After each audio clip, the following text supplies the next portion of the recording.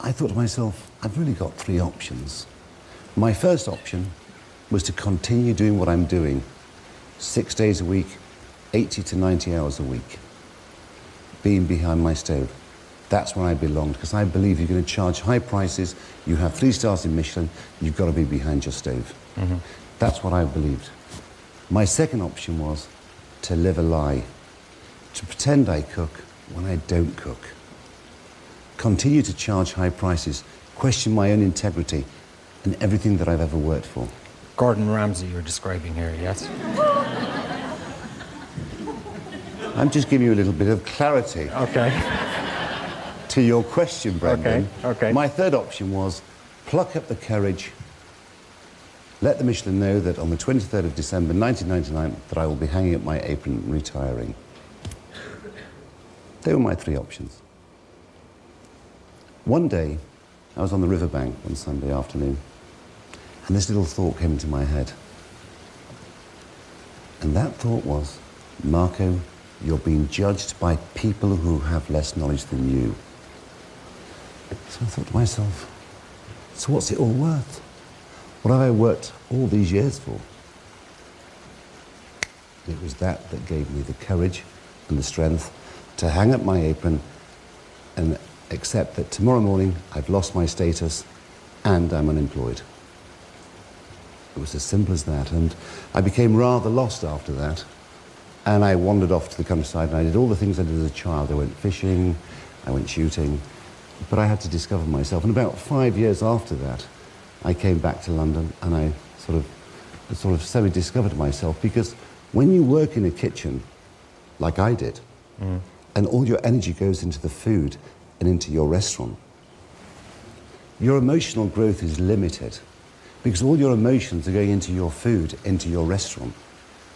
And so therefore, when I left at the kitchen at 38 years old, my emotional growth was minimal, my spiritual growth was minimal.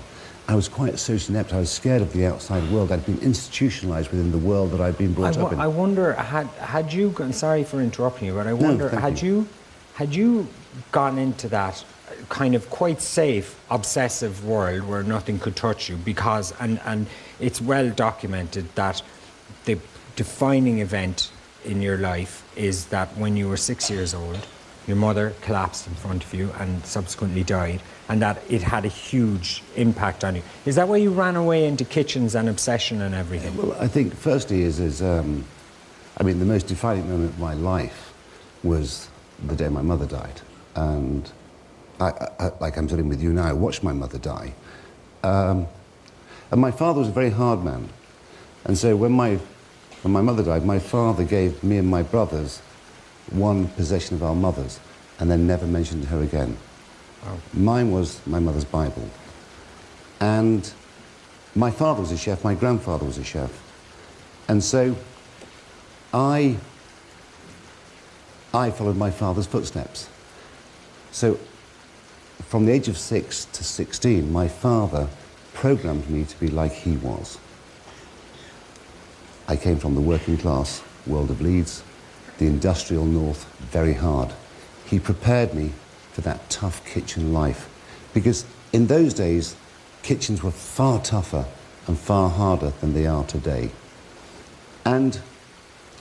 So I left and I went into these tough kitchens, and for the next sort of 8 years of my life, I was, again, I'd been prepared for that. So that world was quite comfortable for me. Because you didn't need to have an emotional existence, so you could shut down because of that terrible I hid within that world. Yeah. Working hard was the greatest painkiller I could ever have taken. What happened was it suppressed my internal pain. And I'm not doing a very good job of expressing myself. Can I have an empty glass and I'll give you a little metaphor. Thank you. I've never, and this helped me a lot in my life, and I've shared this with a few friends in my life.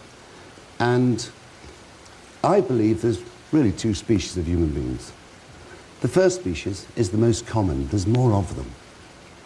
They're individuals, like we all, were born into a certain world. And we become a product of that world. We absorb that environment we're born into. We've become an extension of it. We've become part of it. We've absorbed it. We're a product of that world. The rarest species, in my opinion, is the individual who's been damaged as a child. They've suffered misfortune and great tragedy. This doesn't mean they're better people. It just means that they've suffered misfortune and great tragedy. And very few individuals suffer that tragedy. But what happens when you watch your mother die, like I did? An invisible shell covers you. It protects you. So you don't absorb the world you're born into. You don't become part of that world because you're inside the glass. But you observe that world. But the glass is there to preserve you, protect you, and you grow within it. And then there comes a point in your life when you have to break the glass to allow your emotional and spiritual growth to continue. If you don't, you suffocate within the glass. The internal pain, which has been with you for years, stays with you. And have you successfully broken out of the glass? When I was 31 years old, I was in my kitchen. And this voice came in my head. Marco, who is your mother? Marco, who is your mother? And I tried to dismiss it. Like everything in my life, I'd pushed through. I'd suppressed the emotional pain. I just kept on pushing. But on this day, I couldn't push away. It kept on coming back, Marco, who is your mother? Marco, who is your mother? Who is your mother, Marco? And so I said to my right-hand man, I said, Robert, take over. I have to make a phone call. I went to my office and I picked up my phone to call my father and have that conversation with him, who was my mother. But I put the phone back down and I thought, totally illogical. All he's going to say is that my mother was a wonderful person. I know that. I remember those 6 years of my life. She made my blueprint. So I picked up the phone to call my mother's sister, my mother's brother. I thought, illogical. So I put the phone down. And the only logical approach I felt to find a solution, and an answer to my question, was to write down every single memory I had of my mother. I write down every memory of my mother, and then I start to dissect them like dissecting a dish, craving understanding. And at the end of it, what I realized was not who I was, not who my mother was, sorry, but who I was. I was my mother's son. What had happened from the age of 6 to 16, that my father had programmed me to be like he was. But I wasn't that person, but it assisted me getting me to where I got. So from the age of 31 to where I am today, I've walked down that road of self-discovery. And that's what's important to me.